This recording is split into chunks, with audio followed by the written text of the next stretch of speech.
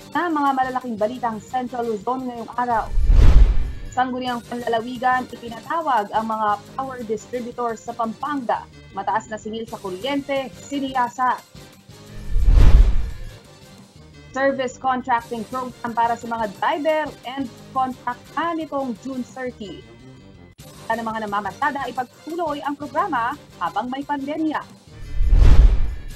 Bakuna kontra COVID-19 effective sa lahat ng klase o variant ng COVID-19 virus ayon sa vaccine expert. At Safe Seal, iginawad ng lokal na pamahalaan ng Bacolor sa tourism establishment na nakasusunod sa health and safety protocols. Nuwan Farm and Resort ang nakatanggap ng selyo.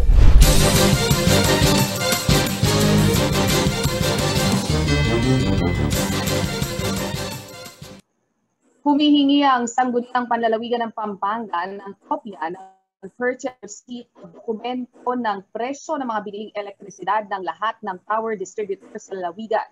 Sa ganitong sistema, pag-aaralan umano ng komite kung makatarungan ba ang siningil na electric bill sa mga consumer. Makakasama natin ngayon si Rainiel Tawid para sa iba pang mga detalye. Rainiel. Yes, Nicole. Katatapos nga lang ng hearing ng Sangguniang Panlalawigan ng Pampanga at itong mga power distributor dito sa lalawigan kaugnay sa mataas na singil ng kuryente na inirereklamo consumer nating Kabalen. Ngayon, Nicolette, ang isa sa mga nakitang dahilan o solusyon ng SPO ng Sangguniang Panlalawigan ay tignan yung purchase receipt o mga resibo ng biniling elektrisidad nitong mga power distributor para mapag-aralan kung tama nga ba yung siningil nila doon sa mga consumer. Ngayon, nakausap natin itong liga ng SP at sinabi nila sa atin na sa oras na mapatunayan na may sobra doon sa siningil sa ating mga kababayang consumer, ay agad nilang gagawa ng aksyon para maibalik ito o yung tinatawag na payback dito nga sa mga siningil ng mataas na kuryente. Nicolette.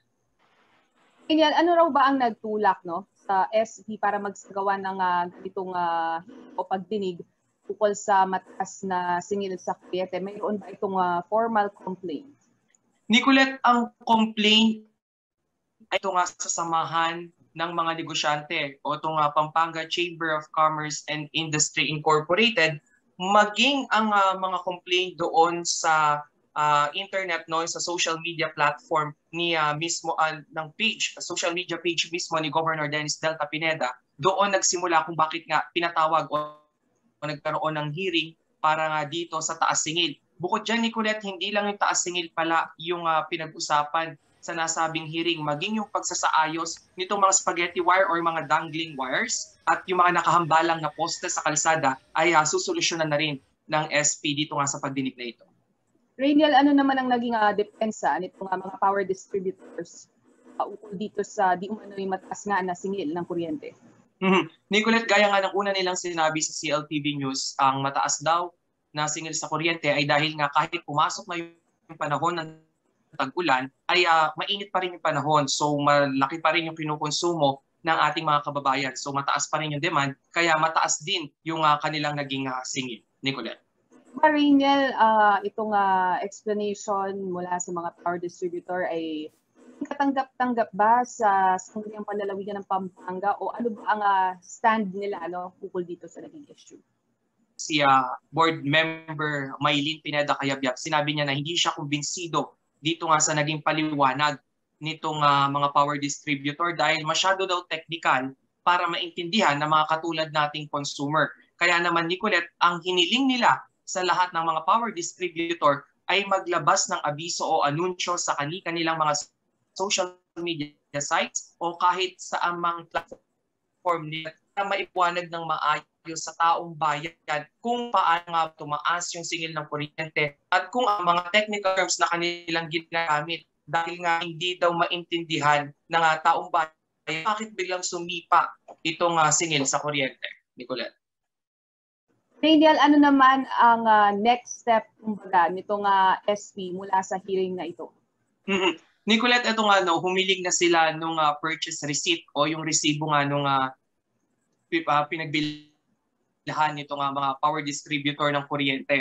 Dahil gusto ng SP na maipa-assess ito ng mabuti, kung titignan nga nila kung totoo nga bang karapat-dapat yung dagdag singil. At sinabi nila na dahil nga hindi sila kumbinsido sa nangyaring pagdinig ngayong araw na ito, ay hihiling pa sila ng mga karagdagang pang-hearing dates. No? Ngayon yung inaayos para sunod-sunod na masagot pa itong mga tanong ng ating mga consumer. Dahil ang mismong tanong lang naman dito, Nicolette, ay kung maibabalik ba yung mas mataas na singil ngayon sa kuryente or maipapatong na lang ito o mababawas sa mga susunod pa nilang electric bill.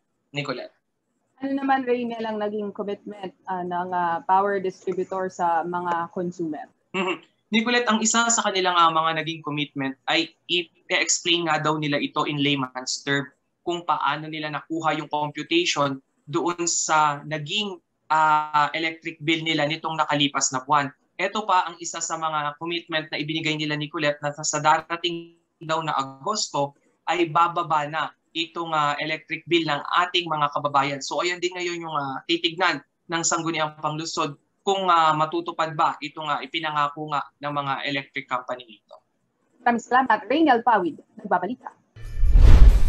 Sa pagbabalik ng CLTV News Service Contracting Program para sa mga driver, end of contract nitong June 30. Apila ng mga namamasada, ipagpatuloy ang programa habang may pandemya.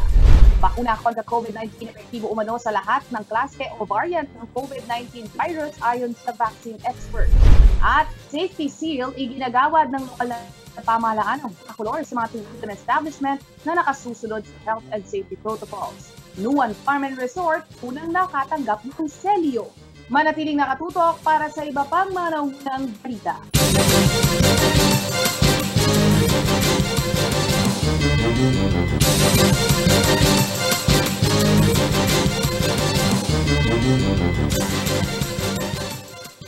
Nagbabalik ang CLTV News at sa iba pang mga nangunang balita.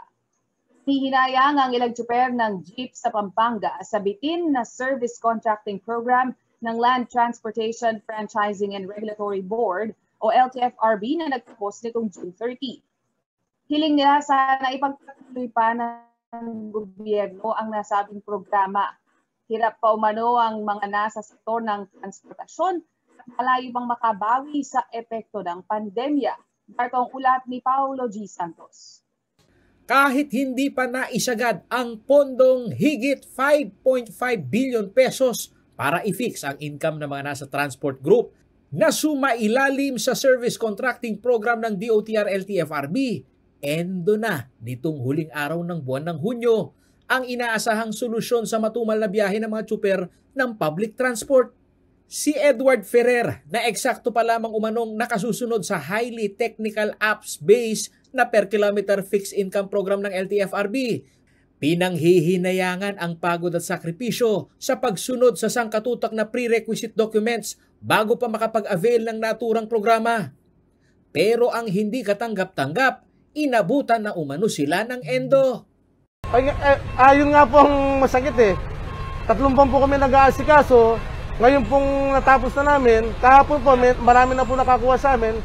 At least po last day na lang po, hindi na po kami makaka-avail ng per kilometer po na binibigay ng service contracting program. Sa umpukan ni na Edward at ni Dan Yumul na chairperson ng Confederation of Passenger Transport in Central Luzon o CPCTL, hindi nila naiwasang idaing ang kanilang mga hinaing sa napurnadang pamumuhunan sa naturang programa. Dahil ang 4,000 pisong naibigay na pera sa kanila para makabili ng smartphone, abonado pa raw sila. Ito, bago yung cellphone ko. Bumili ka ng cellphone, nagabono ka ng diesel. Kasi hindi lang basta-basta cellphone, kailangan Android 8 eh, version. Hindi pwede yung mga yung 4,000, minimum 6,000 to.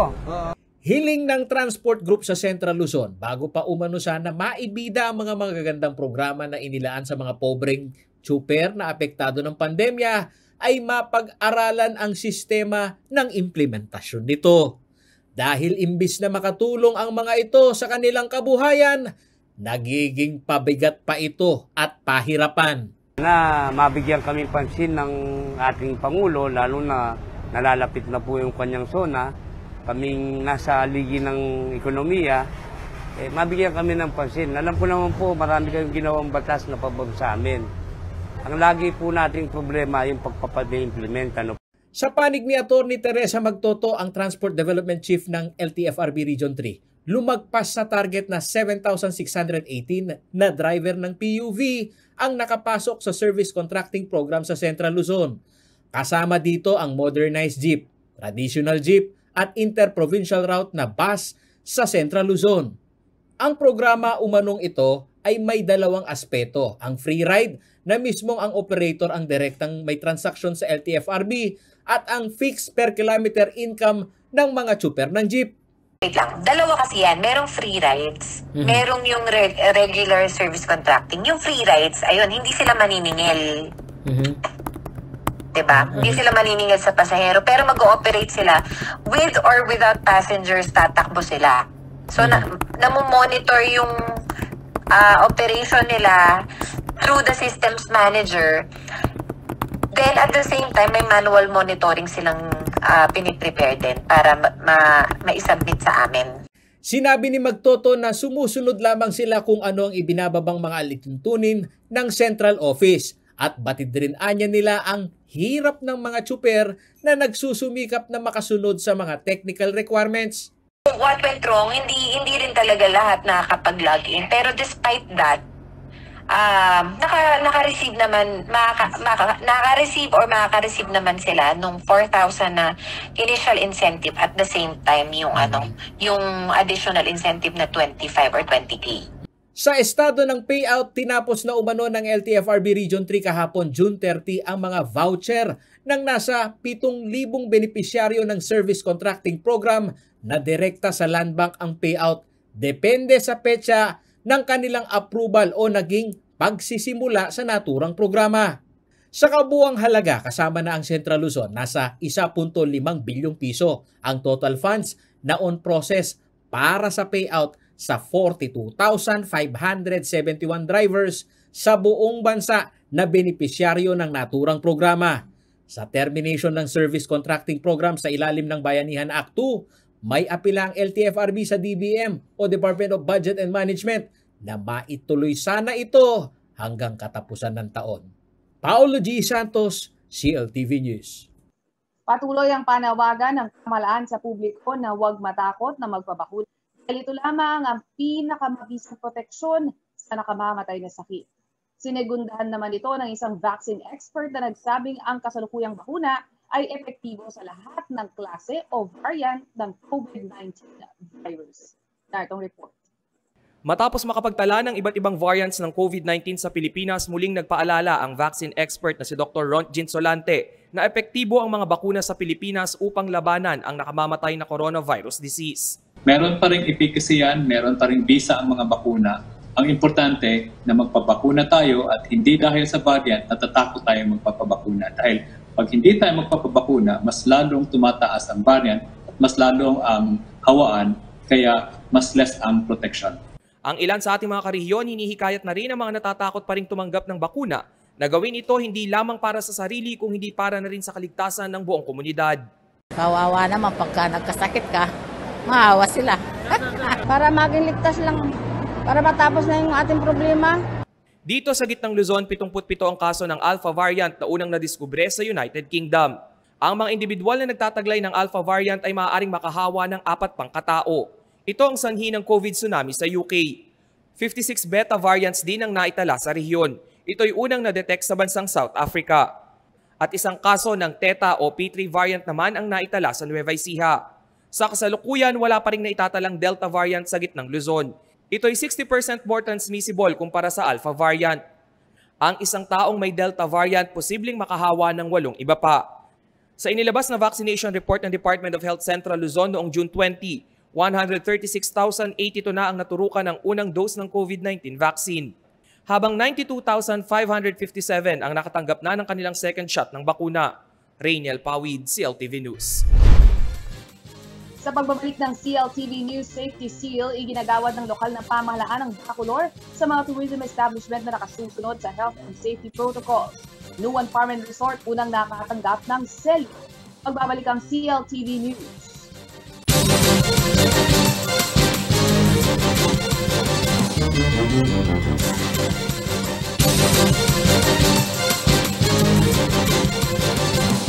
Thank you.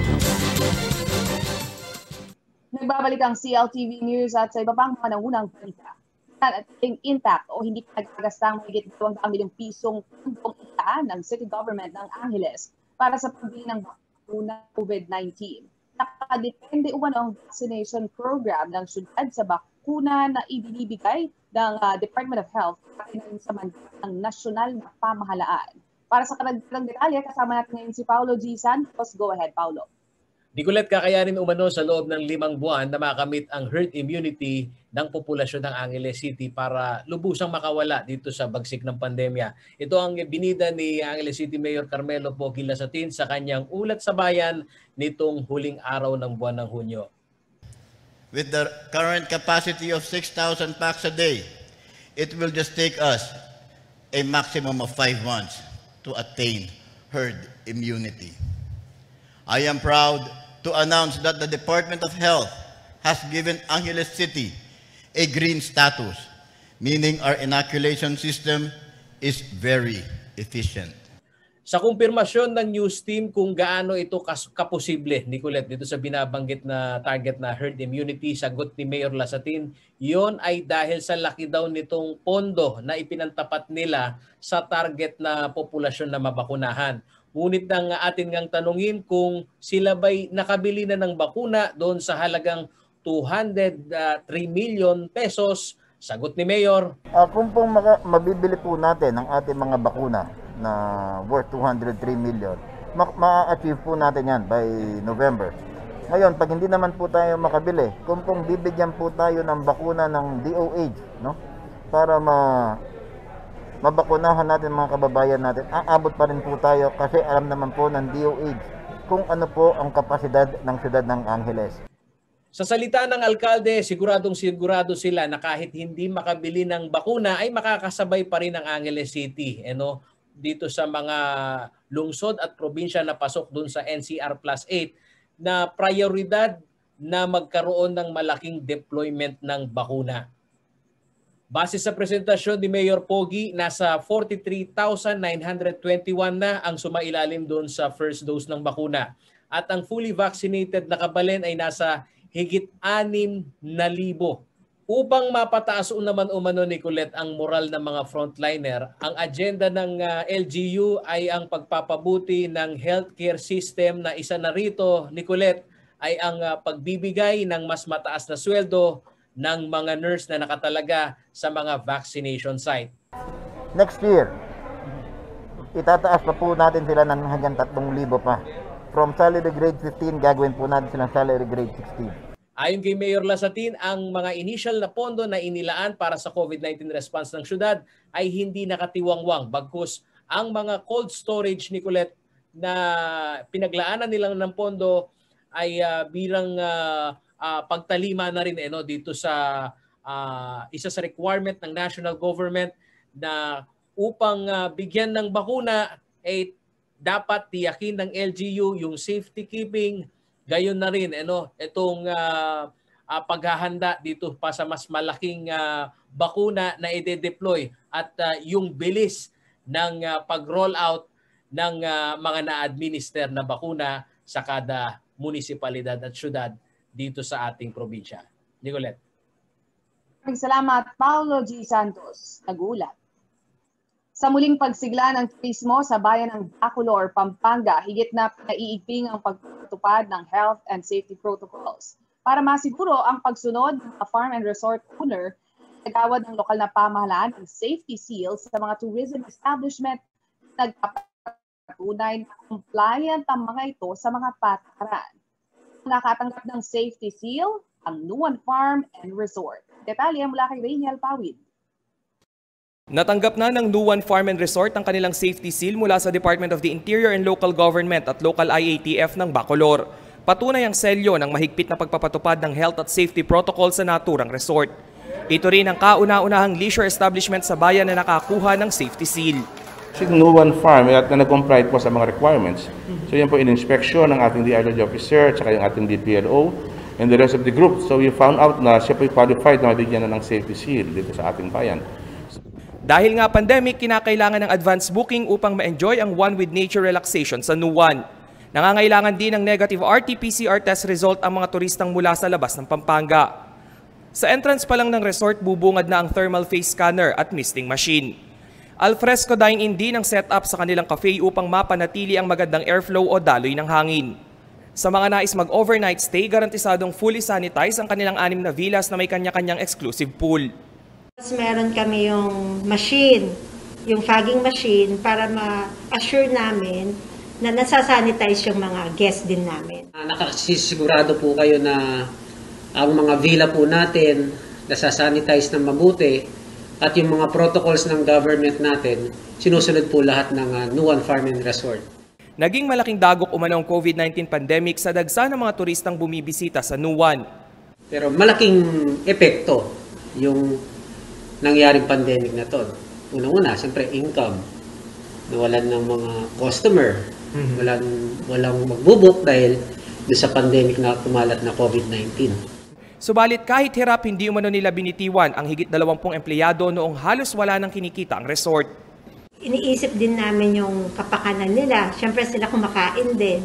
Nung magsimula ang pandemic, pinatawag namin lahat ng mga employees namin. Nagbigay kami ng mga rice subsidy, saka mga cash. Ngayong medyo lumuluwag na sa galaw ng tao, unti-unti na umanong nagbabalik sigla ang bilang ng kanilang mga bisita. Pinahihintulutan man ang full capacity operation sa resort, mas pinili pa rin itong limitahan sa 50% capacity. Ito'y para maiwasan ang virus transmission. Sa kabilang banda, hangad ng local IATF na lahat ng nasa 30 inland at farm resort sa Bacolor ay maging compliant sa safety protocols upang makaarangkada na sa kanilang negosyo. Batid ng LGU na sa hirap ng buhay, kinakailangang balansehin ang community health situation at ekonomiya. Rainiel Pawid, CLTV News. At yan ang mga balitang nakalap ng CLTV News. Para sa karagdagan pang detalye, maaari niyong i-follow ang aming social media pages at CLTV36 Official, at CLTV36 News, at CLTV36. Sinong balikan ng mga programa ng CLTV, maaari niyong bisitahin ang aming YouTube channel at CLTV36 Official at ang aming website www.cltv36.tv. Kasama ang buong pwersa ng CLTV News and ako si Nicolette Henson Hizon. Maraming salamat at magandang gabi.